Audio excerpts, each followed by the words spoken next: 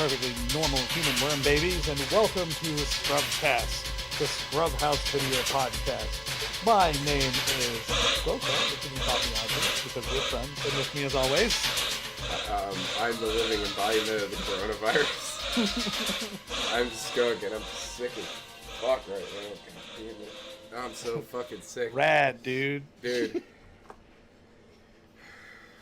How sick are you? This was a brand new bottle. like Tuesday. I've drank like this much of it already, man. I'm fucking... Fuck. I've been buying Dayquil like crazy. I've been taking every antihistamine known to man. And your body is just a cocktail of drugs and Coors Light. I'm drinking Natty at night. All right. So, what do we got on the plate for this podcast here? Let's see. We got, what was it? Black Culture Comedies. Black Culture Comedies, which was a very interesting subject.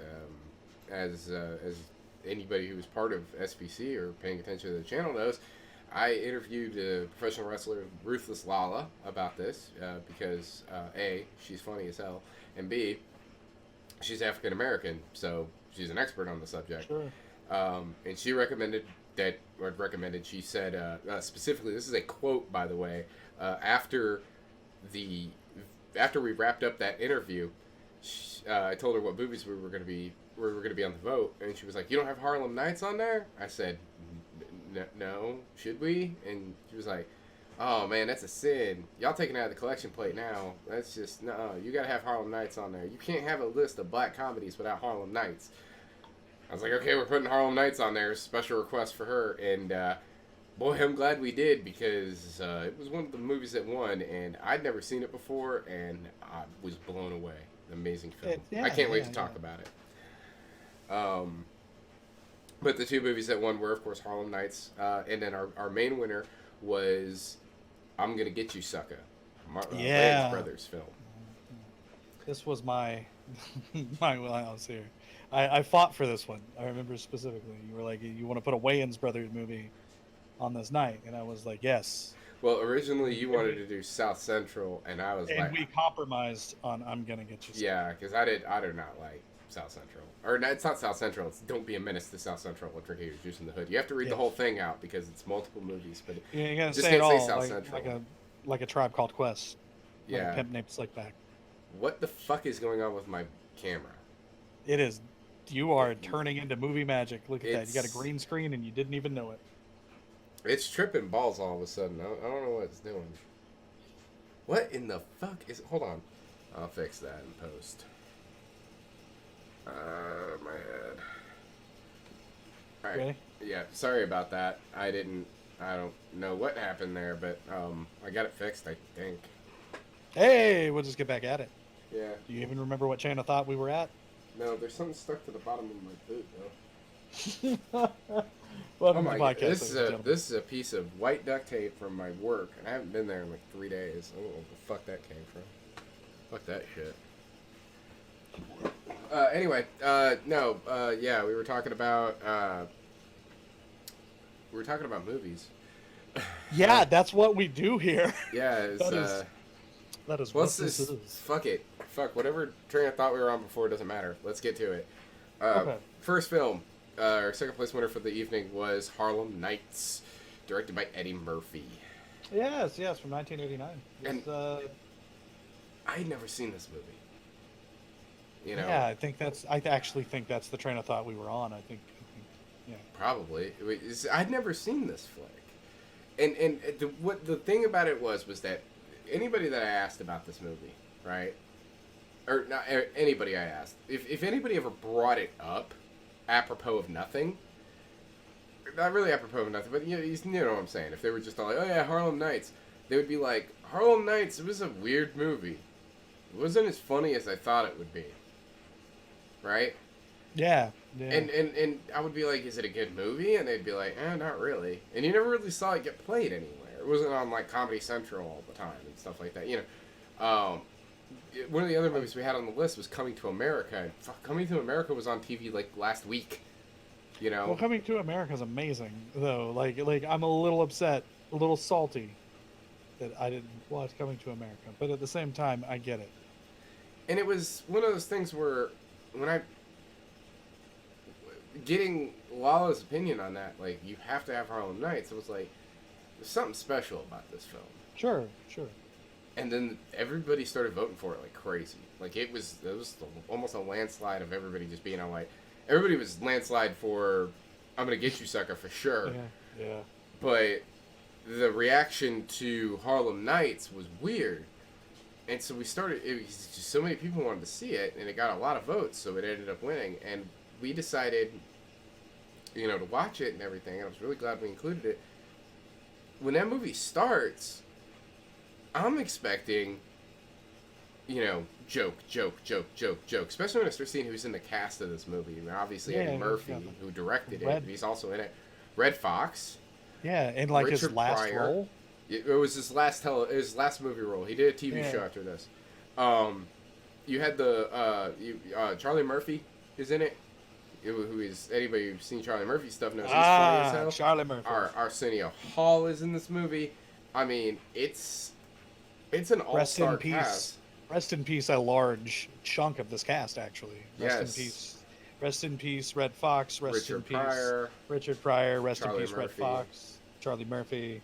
I mean, I'm expecting, because of the amount of awesome comedians that are in this, it's going to be laugh riot the whole entire time. It's going to be joke after joke after joke after joke. And then I realize about 15 minutes into this movie, we're watching this movie on the wrong night. Yes, this is a movie that encompasses and celebrates black culture in its comedic form, but this is a dark film. Yeah, it is a gallows humor film.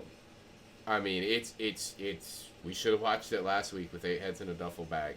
That's when we should have watched this movie, because it's a crime film, and all the crime is done completely seriously. What's funny about the movie, outside of Arsenio Hall's character, which was just weird, but the rest of it, what's funny is the interactions the characters have. Is they just talk like, it's almost like watching, if Clerks was a movie about gangsters. And we need to like specify that the gangsters we're talking about are like 20s gangsters. Yeah. It's Prohibition era speakeasies. Yeah. You know, I mean, the main bad guy in this film's name's Bugsy.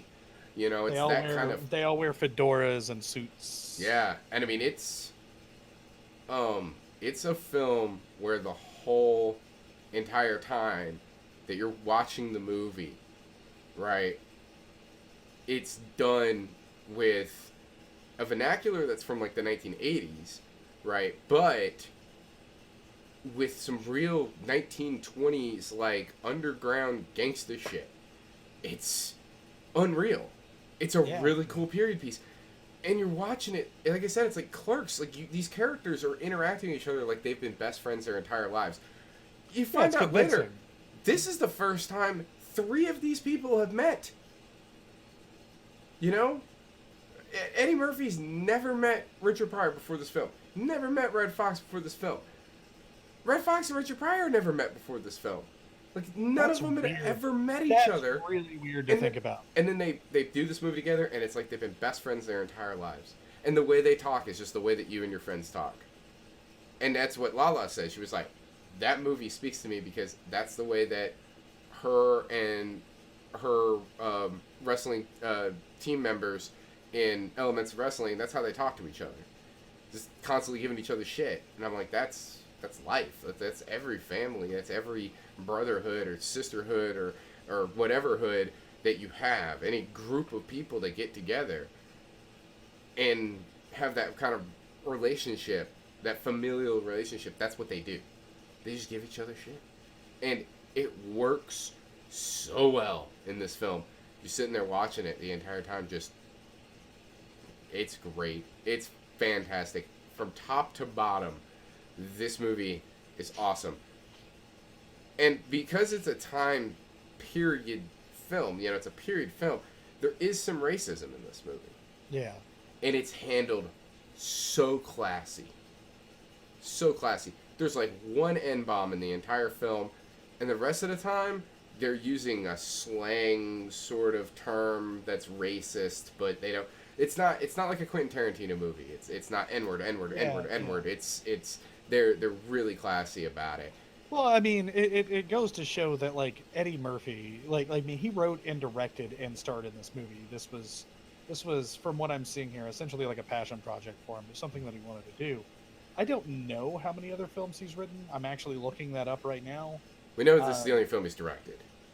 Yeah, so which I mean, shocked me. He wrote Beverly Hills Cop 2 and Coming to America and this and Boomerang. So it's, I mean, he could, Vampire in Brooklyn.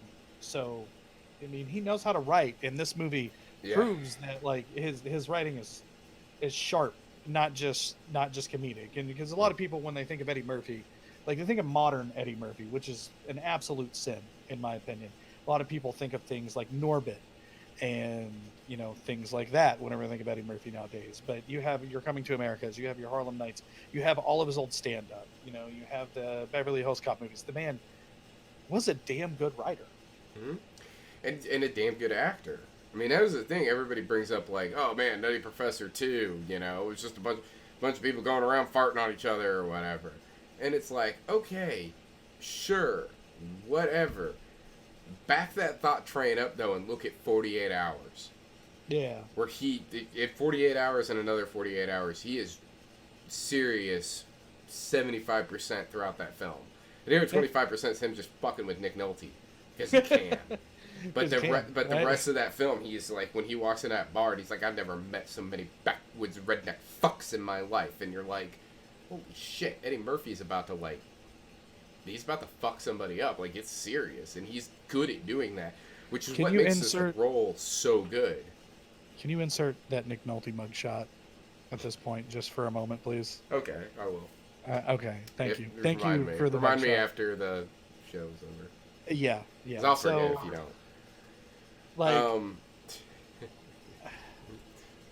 one of these two people has been to prison. You racist ass.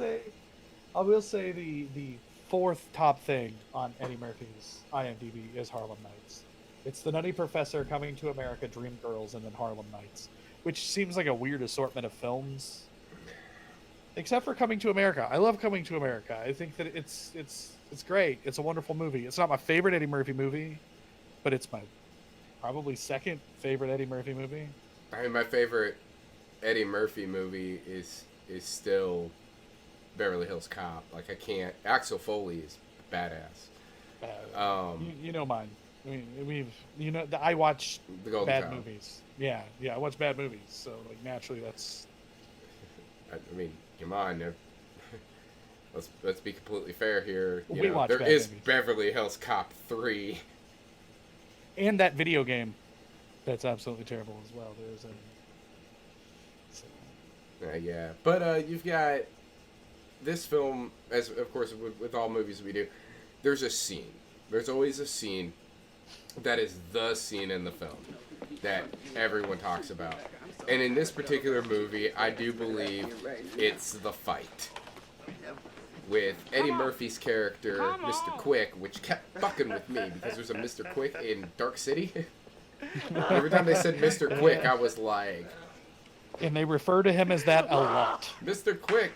Mr. Quick is dead, Oh, come on, Vera. Don't you want to talk about that? I ain't got nothing to say. That messed with me. You done insulted me. I kept expecting one of them to be out, like he's learned how to tune. No hard feelings either.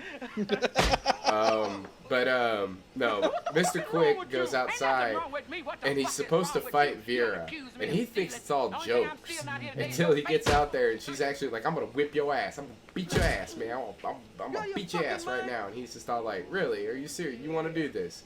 Okay, and he punches her, and he thinks that's it, and she just gets back up, and they start fighting. They just straight up fight, and he keeps knocking her back down, like, do not get back up. Well then, come on, goddammit! You've been fucking me since I'm gonna beat the shit out of your old ass in this motherfucker too. Yeah. You wanna punch people in their eyes, right? Bitch. That all you got? Hey, you didn't think it was gonna be like that, right? And now I'm gonna blast your motherfucking teeth out. Nigga, you hit like a bitch. Oh, you're a little slower than you thought, ain't you, huh? Yeah, I punch like a bitch, huh? Okay, I punch like a bitch. Y'all say goodnight to this bitch right now.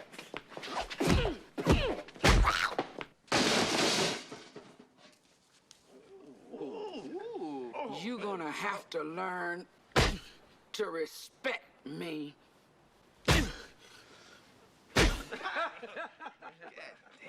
And the next time you accuse me of stealing, I'm gonna kick your ass again.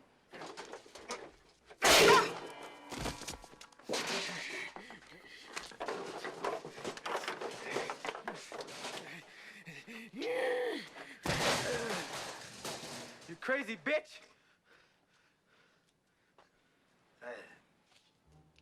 Oh, you wanna hit people with garbage cans.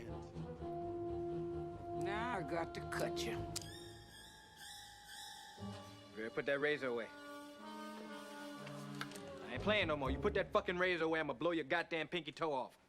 Oh, now you're gonna shoot me in my pinky toe. I'm not playing with you. I will blow that little black, gnarled, crusty, dead motherfucker the fuck off your foot. Now put the razor away. You must be crazy to pull your gun on me. You gonna be the nine-toe having this limping this bitch in Harlem. You don't So stop she fucking pulls with out me. a Now razor put the blade, razor away. and Well, she's go like, ahead. "I'm gonna cut you." Shoot, hit it. Right? So he pulls out a gun and shoots her Quick, go ahead. in the Take your foot, best shot. He And shoots her toe off. blows her toe off, and this is like a major plot point done 100% completely straight. Like, it's funny up until that moment, and then you're just like, wow, that got uncomfortable real fast. And that's the kind of humor this movie has. It's sort of like in... And the joke is that like he's a crack shot. Like he has the ability to. Oh yeah, there's a scene later with Arsenio Hall's character, the crying... Oh my god, the crying man. He spends the Arsenio Hall's character the entire time in the movie is like the whole, like, that's really honestly should be the scene, but I think the fight is much better, much more indicative of what this film is. I guess they're both good. Fuck it. But you've got this scene where him and all of his guys are shooting at Eddie Murphy's character, and Mr. Quick's hiding behind, like, he dove into a department store or something, and he's hiding behind the window, trying not to get shot, and then he's finally just like, fuck it, and he stands up and shoots 3 times, and the camera cuts back, they're all dead. Like, he's just pow, pow, pow, like, real quick, like, he's a quick draw. But I think the fight scene's better. I like the fight scene better. Which one did you like better? It's definitely the fight scene. The fight scene scene's so funny. is great. The weird thing is, like, Arsenio Hall's character in this movie is very out of place. It's the one thing that doesn't make any sense. Well, it's not just him, it's everything that's surrounding him at that moment. It actually felt like it would have been more in I'm Gonna Get You, Sucker Yeah, than it does in Harlem Nights. It's like especially because you have the 2 guys have Tommy guns, and the one guy has a revolver, and the guy keeps shooting the revolver. Like, they'll fire off the Tommy guns for a while, then he'll shoot the revolver off and turn around. Like, what do you think you're gonna shooting do with that whissy thing? Yeah, stop Put that shooting little thing whissy away. And then he does it again, and he's all like, what the fuck did I just tell you? It's such a weird scene. But the rest of that movie, like I said, like, the rest of that movie's serious. And there's a great... I'm not going to spoil it. If you want to see the movie, go see the movie. The ending is fantastic. The way the ending plays out, that's some Ocean's 11 fucking plot twist. It's so good. So, yeah. This movie, reading up on it, this was actually considered a failure. Which is just blows my fucking mind, because this is... If this movie came out today, this motherfucker would have been winning Oscars. I mean, well, from what I'm reading here, there's probably a reason for this. Apparently, there was a shooting during the opening night at one theater. Oh, yeah. And that probably detracted a bunch of people from going to see the movie. I think Chris Rock, I think that story is the one Chris Rock references in his stand-up when he's all like, you can't have a movie theater open. You can't go to a movie theater the first week a movie opens. Why? Because people are shooting at the screen. You know, I think he was referencing that story. Because I read that on the IMDb as well. Yeah, and that's crazy. People are crazy. You know? But this movie's really fucking... I give this movie an A+. It's an A+ film. I seriously want everybody to watch this movie. It's so fucking good. Sure. If anybody you talk to degrades this film, tell them to watch it again, because they obviously weren't watching it with the right mindset. Tell them to watch it again. Go in with the mindset, this is not a comedy. Well, it might also scenes- just not be someone's cup of tea. It's got scenes that you laugh at, but it's not a comedy. It is a crime film. It's up there with Lock, Stock, and Two Smoking Barrels, or to give it an American feel, it's up there with Die Hard. Die Hard's really funny. Die Hard's not supposed to be funny, but it's really funny. This movie's like that. It's serious. When it's funny, it's spot on. It's so good. I seriously recommend this film to everybody. I'd give this film an A. This movie is absolutely wonderful. For the cast alone, not to mention the soundtrack, you've got everything All else Duke going on with Ellington, it. by the way. Yes. But they never played Harlem Nocturne. The movie's called Harlem Nights. They don't have the most, I think it's the most famous. I could be wrong. I think it's the most famous Duke Ellington song, Harlem Nocturne, because it's in fucking everything. It was famously used in Christine. That song rules. Rad-ass, rated R, Eddie Murphy, Red Fox, Richard Pryor flick. Check it out. It's not what, and again, okay, you hear Richard Pryor writes part of Blazing Saddles. What do you think? You think he's the one that came up with the most insane racist dialogue, right? He's that guy. Well, the filthiest stuff. No, he wrote the Mongo scenes. That's the stuff that he liked doing. He liked writing that stuff. And it's the same thing here. You think Richard Pryor is going to be over the top, and he's like the straight man throughout the entire film. Yeah, I would say there's not a lot of Red Fox, and Red Fox is a curmudgeon-y asshole, and he's not really he's not funny, but the things going on around him is funny. He's funny in the way that he's not saying funny things. The way people are reacting to his character is funny. Yeah, absolutely. Yeah. The whole glasses thing it was pretty funny. Especially when you see the glasses and they're fucking Bubbles glasses. Well, it's because he was mugging. He used physical comedy, and that was the thing. Is not a damn word that come out of his mouth was supposed to be a comedic thing, but it was all physical comedy and scene-based comedy. Other than his interactions for Red Fox. Other than his interactions with Vera, that was pure Red Fox, where he was just "Kiss my ass, woman." Yeah, that's true. And then she would come back at something. It'll take you all day for your old ass to kiss my ass. They interacted so well together that Eddie Murphy actually produced a television show. It was literally the last thing Red Fox ever did. A television show starring the actress that played Vera and Red Fox. It's like an old married couple. Just bitching at each other all the time or something. I want to see this show because it sounds fucking hilarious. Is that the Royal Family? Yeah. That's... Okay. Yeah, that was the last thing Red Fox ever did, and she's in it as well. And they just, apparently that's the whole show. It's All in the Family for black people. Cool. Fucking sounds great. I love it. I want to see it. All right, so yeah, I suppose that that wraps up our little first stint about Harlem Nights there. Please stay tuned for a word from our sponsors.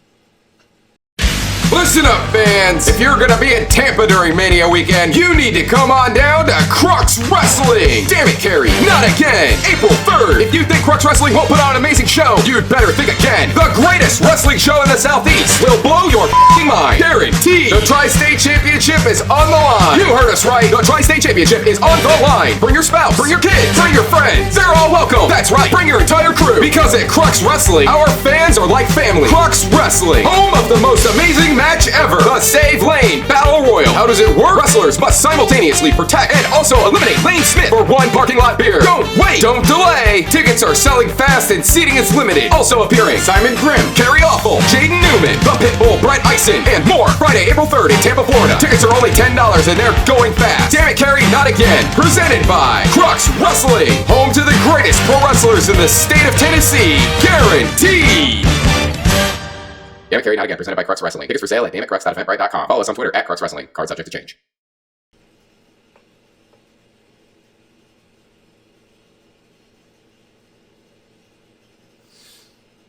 Audrey, what are you watching? I'm watching Steel. Why? Well, it's funny it got made, and it was supposed to reference black culture.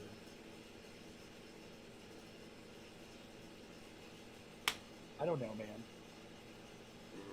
Can we talk about something good? Like, I'm Gonna Get You, Sucka. Yeah, we can. It was a fantastic movie. Yeah. So Wayans this is, brothers. yeah, kind of. This is a Wayans movie. I wouldn't say it's a Wayans brother. I mean, this is a Keenan Ivory Wayans film because he wrote, directed, and starred in it. Marlon's in it. Yeah, but typically whenever you say like Wayans brothers movie, that indicates that Marlon and Damon Wayans are the two main actors. When in this situation, it's Keenan Ivory, Yeah. which is to the detriment of the film. Don't get me wrong. I do not think that Keenan Ivory is a very good actor. I think that he is a very funny person, and I think that the directing in this film was great. I think that he should have cast somebody else to play Jack Spade. Which, this movie, not for the faint of heart when it comes to things like racial humor. It's not Darktown Strutter's bad, but it's up there. No. Like, for example, the main character's name is Jack Spade. Yeah, well, it's also a play on the whole idea of blaxploitation, which I mean, get that. I can get into some blaxploitation talk if you want. I don't want to because I feel like that's going to derail everything. But blaxploitation was a very, let's be honest here, I know. stereotypically racist kind of movie because they were typically written and directed by white men and specifically marketed to African American audience, and the people that wrote it were really out of touch, but it was the only representation that African Americans get in the film, so they made heroes out of people like Jim Brown and Isaac Hayes and they also Steve James and Bernie Casey, and they also have titles such as, like I said, Darktown Strutters, and I'm just gonna say it. I apologize. No, don't. We're not going there. But that's the title of the film. If you're gonna talk about it, you have to say the title. It's gonna sound really weird if I say it otherwise.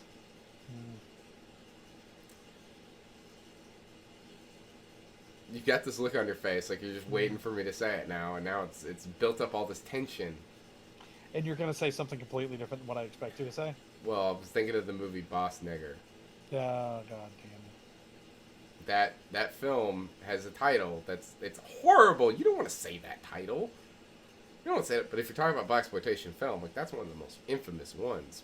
Literally, just because of the title. Just the title. Yeah. You could say the same thing Literally. about like Badass. Badass. But Which this movie is one of those movies that has a title like that. The I'm Gonna Get You, Sucka. The trailer itself is even like, coming soon to theaters, I'm going to get you, sucker. And it's like, no, it's Sucka with an A. You have to pronounce it right, whitey, you know. It's up there with like Undercover Brother and stuff like that, of like the whole making fun of white people, which is great. Yeah, it's Keenan Ivory Wayans, and I mean, if anybody ever watched In Living Color, you know kind of what to expect here. He wrote a lot of the sketches for that. It's very In Living Color. Yeah. Very In Living Color. And I'll say it's very In Living Color. It's a lot less scary movie, which is for the good in my opinion.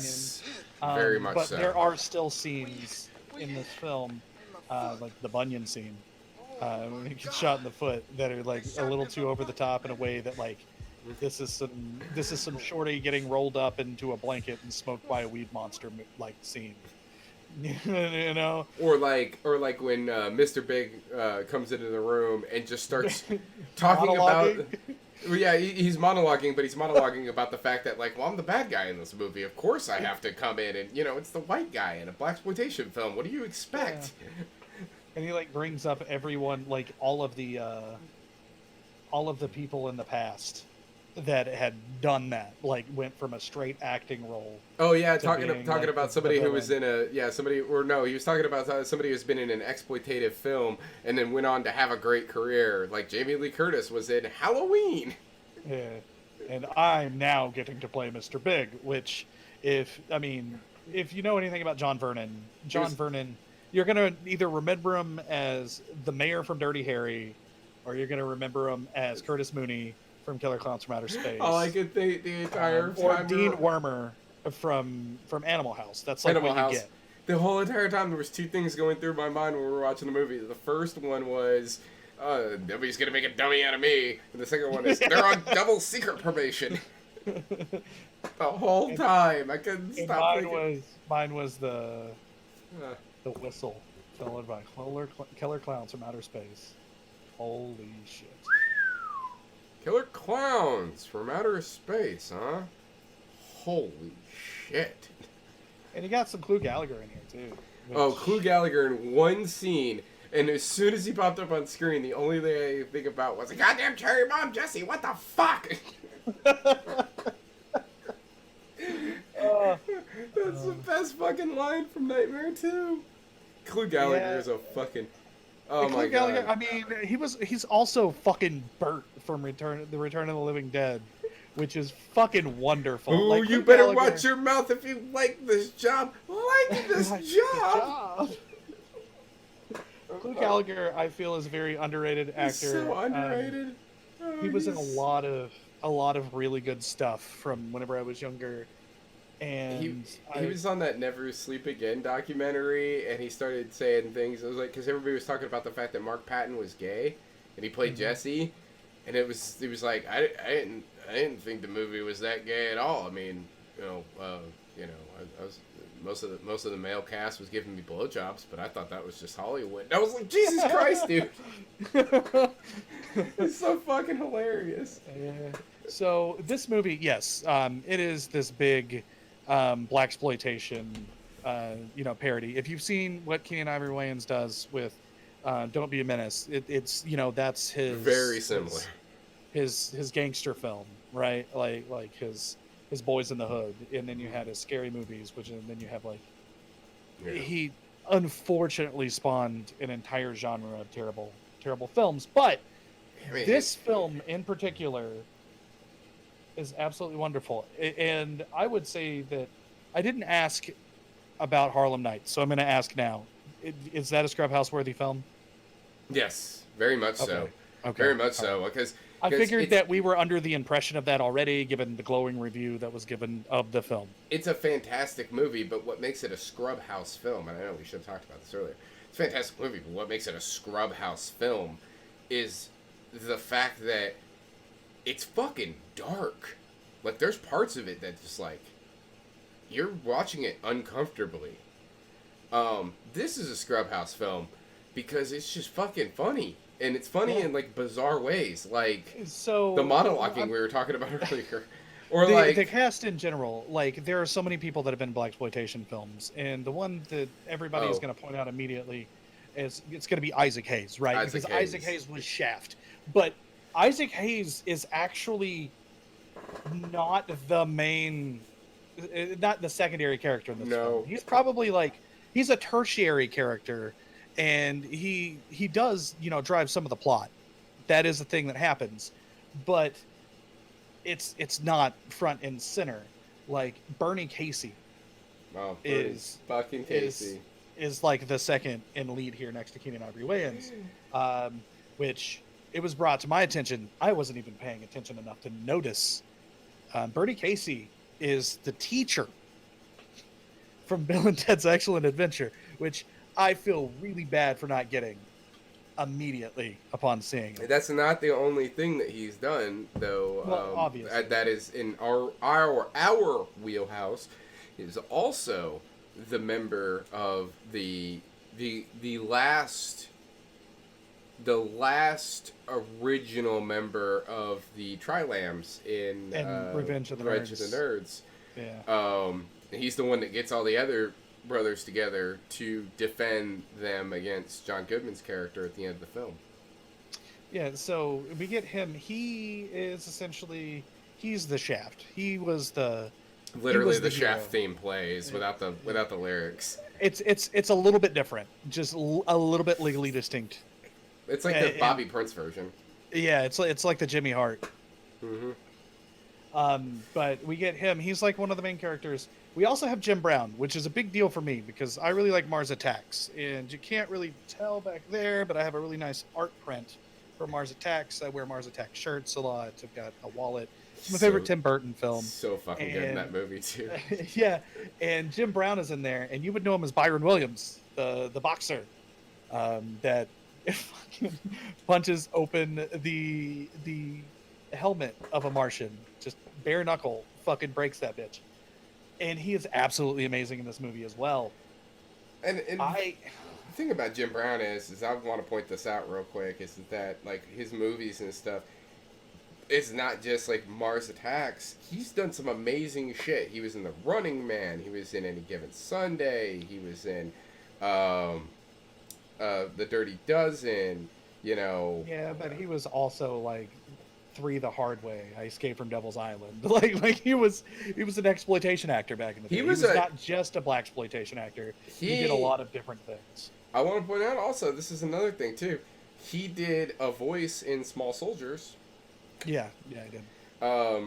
And just a bunch of other really good movies too. I mean, he was an amazing actor who did all sorts of stuff. I feel like he grew into his own. Yeah, like if you look at like his old catalog and things like that, it was clear that he went from being an exploitation horror actor to actually being a recognized actor in the world of bigger cinema, I guess is the easiest way to put it. He got way more Hollywood roles after I'm Gonna Get You Sucker.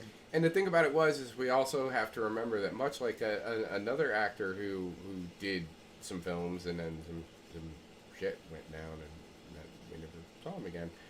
But before that, he was an American football player. You know, so he was already famous before he started doing movies. Oh, yeah.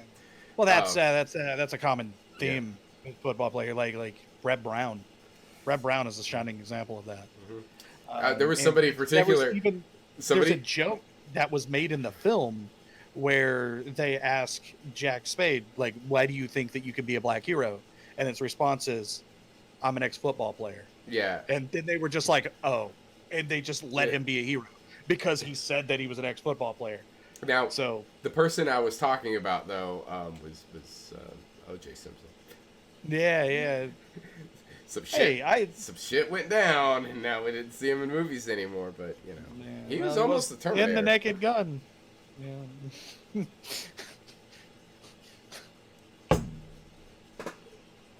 Fuck. I mean, I know he was, but when you said that, it just made me start thinking about that scene where he's putting together fucking.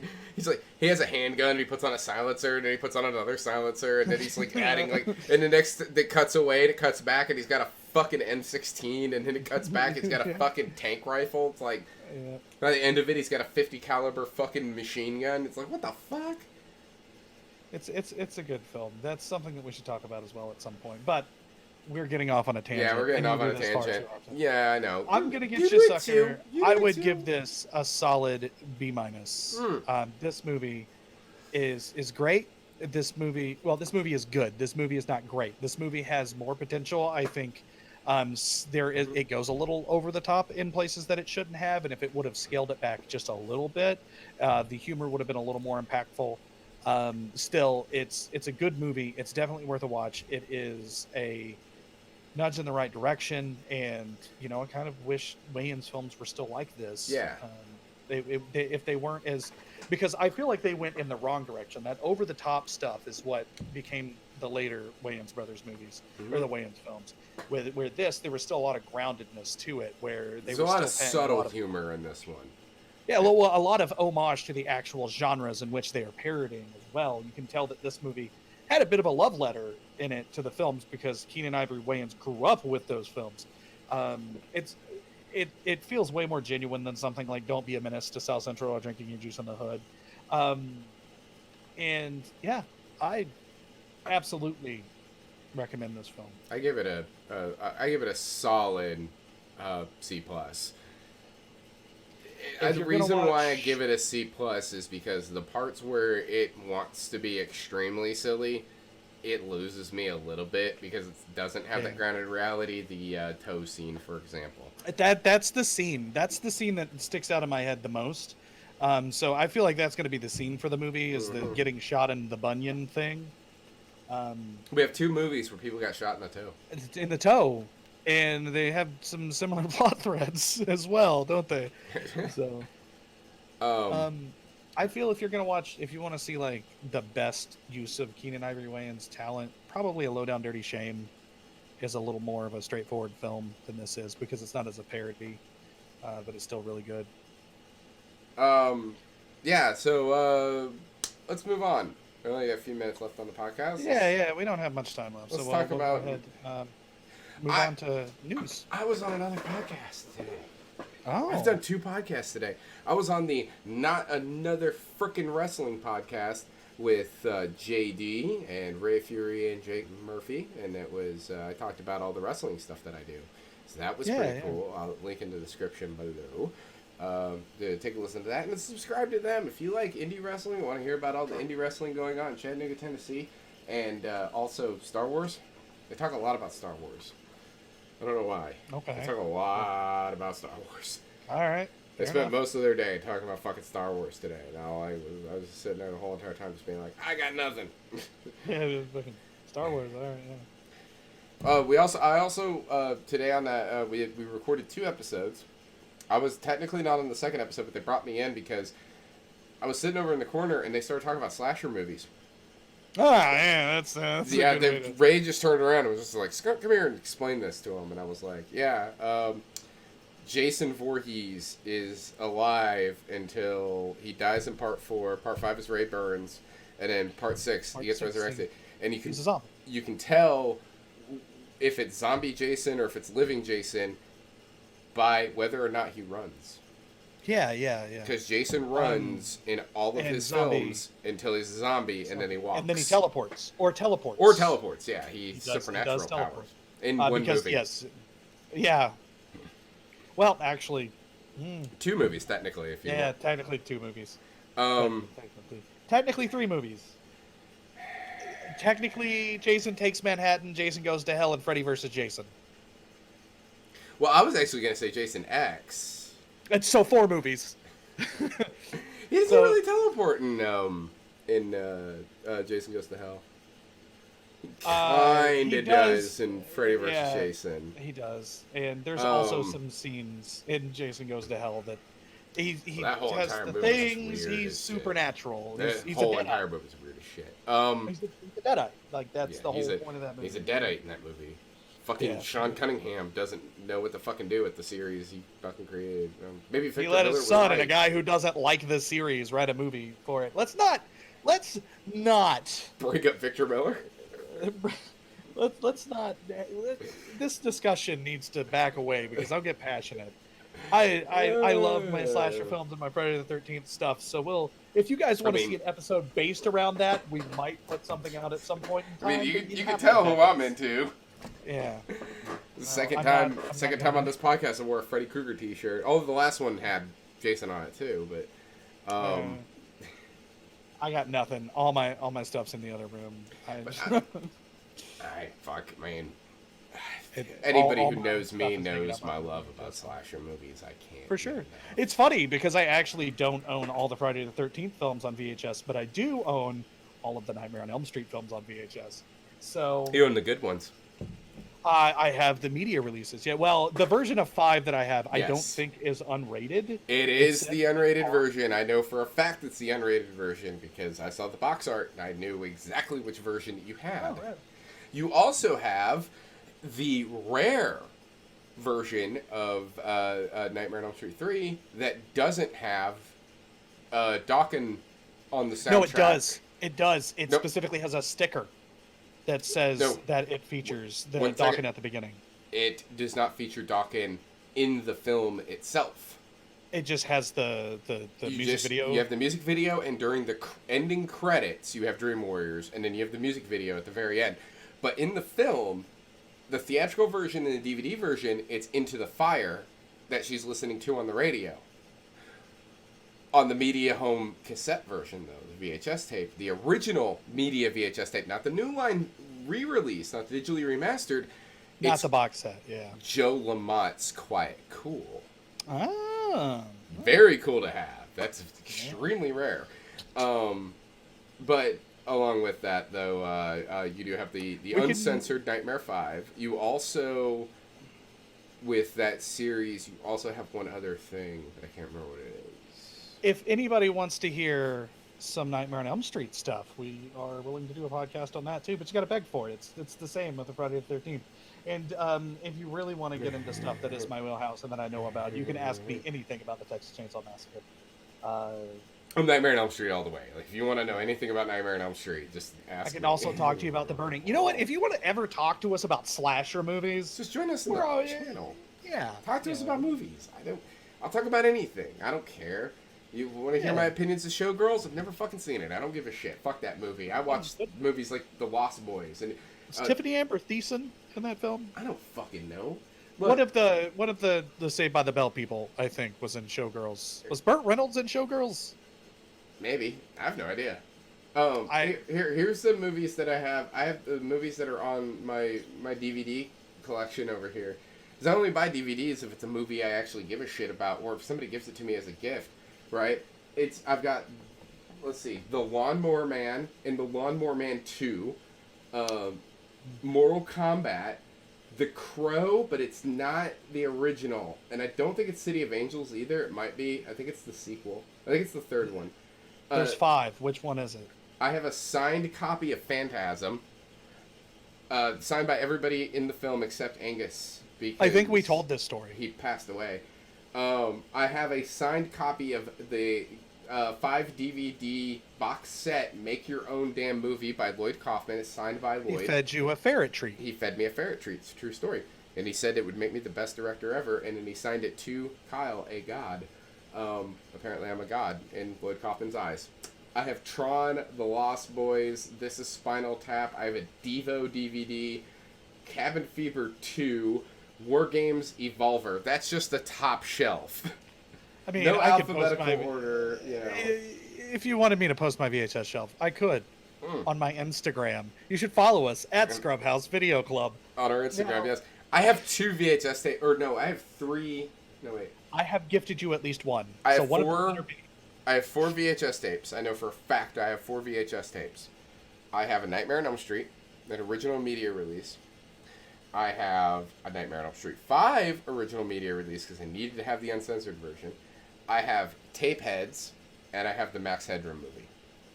Mm-hmm. Those are the 4 VHS tapes I own. I also own those 4 VHS tapes, so I feel that they are 4 good VHS tapes to own. Mm-hmm. But yes, Tape Heads other I had news, to have on VHS. It's also my same thing with Videodrome. If I ever get a copy of Videodrome, it's going to be on VHS or Beta. So in other news, we're going to go ahead and finish this up here. The website, by the time that this is live, the website should be fully live. It's in Hello World state right now. We're getting everything back up and running, but scrubhaus.com is coming back. You will be able to see this embedded on the site via our YouTube channel. There's going to be some articles. Skunkcracker said that he's not going to write anymore, but already have some of these written, and they're going back. I can't write anymore. I'm terrible at writing. I'm the worst at writing. You aren't. You aren't. You absolutely aren't. I want people to get angry about your Final Fantasy review. It's going to be wonderful whenever that goes viral. Yeah, here's a little behind the scenes on that. I didn't take that game very seriously at all on purpose because I didn't give a shit, and it really pissed a lot of people off. And it's great. And maybe one day I'll take Final Fantasy seriously, but until then, I don't care. The VHS Fest is moving along April 18th at the Bird in the Book from 1 p.m. to 8 p.m. That's Maryville, Tennessee, or as they say, Marvel, Tennessee. Come out to Knoxville. Come out to Maryville. Come out to the Knoxville area and come hang out with us. There will be beer. There is an open, well, I won't say an open bar. You have to pay for your booze, but there's a bar. There is a restaurant. There's no reason for you to leave. There's raffles. There's going to be entertainment. We're going to be watching stuff. I'm gonna set somebody on fire. You're not gonna actually set someone. And then following that at 9 p.m.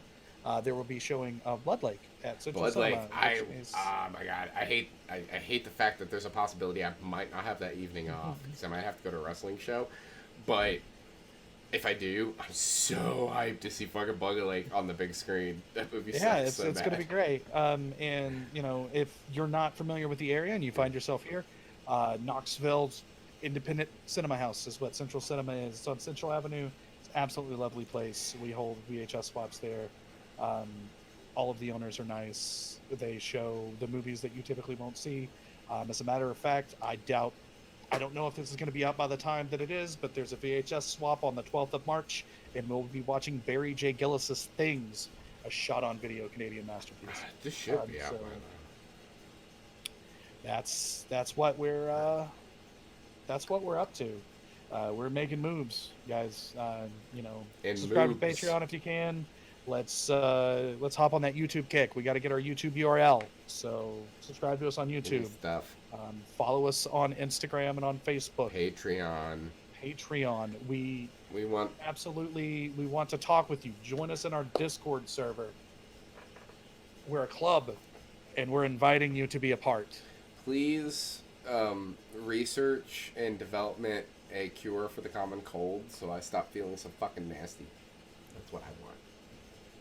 And in closing, dude, these pills have fucking kicked in so hard now. I'm so delirious. It's alcohol too. I mixed it with alcohol. Yeah.